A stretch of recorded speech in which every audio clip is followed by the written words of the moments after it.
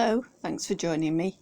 I'm making onion, tomato and haricot pie from Vegetables and Salad, published by the Ministry of Food in 1948, so after the war but still very much with rationing in mind. The recipe will serve a large family, so I'm reducing everything by half. You need to start this well in advance unless you're using tinned beans. I'm keeping it authentic, so I've got 4 ounces of dried haricot beans here, and I'm going to soak them overnight before boiling them until tender. So here's everything ready to make the pie. The cooked beans weighed at just over 8 ounces, so if you're using tin beans like cannellini beans or similar, you may need more than a tin's worth of drained beans to get to your 8 ounces. So that's an onion weighing about 4 ounces, a tablespoonful, which is about 1 ounce of flour, 1/4 of a pint of milk, a teaspoonful of salt, a little bit of white pepper because it's a vintage recipe, so it's white pepper, and a dab of mustard, the just about 8 ounces of drained haricot beans that have been cooked, 1 ounce of cheese, and 4 ounces of tinned tomatoes. It actually calls for sliced or bottled tomatoes, but I've used tinned. So we start by chopping the onion and boiling it in the water. I forgot to halve the water, so there should be 1/4 of a pint in here, and I put half a pint. Didn't realise until later, as you'll see. So now it's time to drain the onion, and I'm doing this with a sieve over a jug because we need to keep the water which the onion has been cooked in. And there should be 1/4 a pint of water in there, not half as I've got. And for the next bit you will need the onion water, the milk, the seasoning, the flour and the cheese. So we are now going to make a sauce with the flour. There was an option to use a roux here, but I didn't. Wish I had, but I didn't. And then in goes the seasoning. Put a bit of onion water in there to make the most of the mustard dab that's in there. And now I'm trying to make a sauce out of this, which is turning rapidly into glue, and this is going very lumpy. And of course at this point I'm trying to put far too much water in because I'd forgotten to half it, so if you do it, it should look a lot thicker than this is going to. Yeah, sort of flour and water paste basically with onion flavouring in. Not good. Yours should look like that. I am now putting in the other bit, which shouldn't be there, sorry about this, and I'm whisking it desperately in an attempt to make it smooth. I would use a bit of maybe half an ounce of margarine or butter or something to start with the flour, and then you get a roux. You will not have to do what I'm doing, which is whisking it furiously in an attempt to make it less gloopy and lumpy. It did melt out in the end, but there we go. There's the extra that I don't need. Whoops, didn't realise at this point. And also into that we have to add the milk.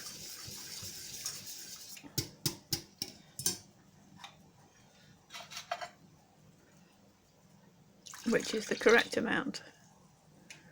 And then there was a lot of furious stirring while I tried to beat those lumps out of existence, which I more or less managed to do. So after the frantic stirring, I heated it up and it thickened, and then goes in the 1 ounce of cheese, which has been grated. So I'm just stirring that in now, and that makes a cheesy sauce with still a few lumps in, if I'm to be honest. Take that off the heat, let it cool a little bit, and it's time to assemble the pie. Now this is layers, but not having very much of anything. There's not much of a layer. That's a layer of onions, followed by a layer of tomatoes, and again not really much to make a layer with, but in it goes.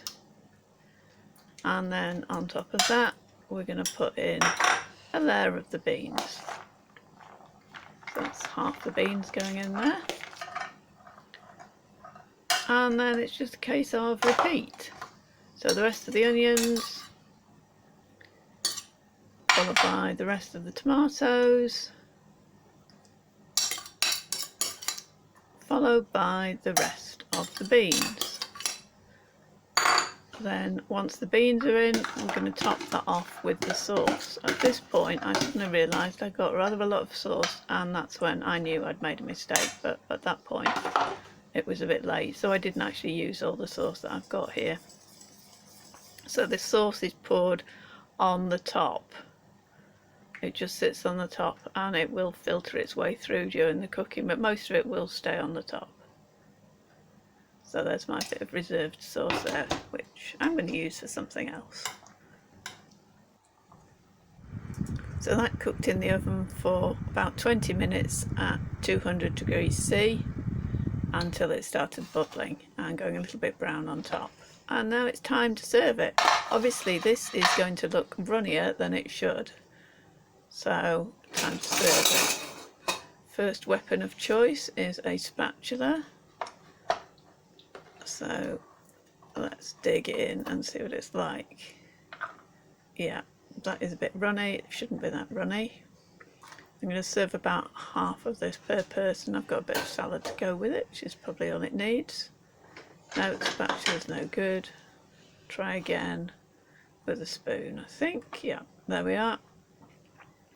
It's not looking too bad, and it smells really nice actually, even if it is a bit saucy. That's about half, I think. So we'll see what it's like. So let's give it a taste. It's going to be quite hot.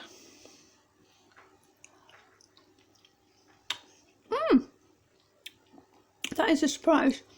That is really, really tasty. It's a kind of, it doesn't taste like baked beans. You can taste the tomato, you can taste the cheese, even though there's not very much in there. That is really surprisingly tasty.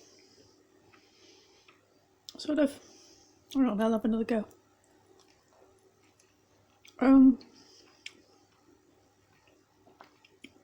Yeah, tomatoey, creamy, quite satisfying. Really quite a lot of taste in there. I wouldn't even add any more salt and pepper to that. I think it's lovely. Success in the end.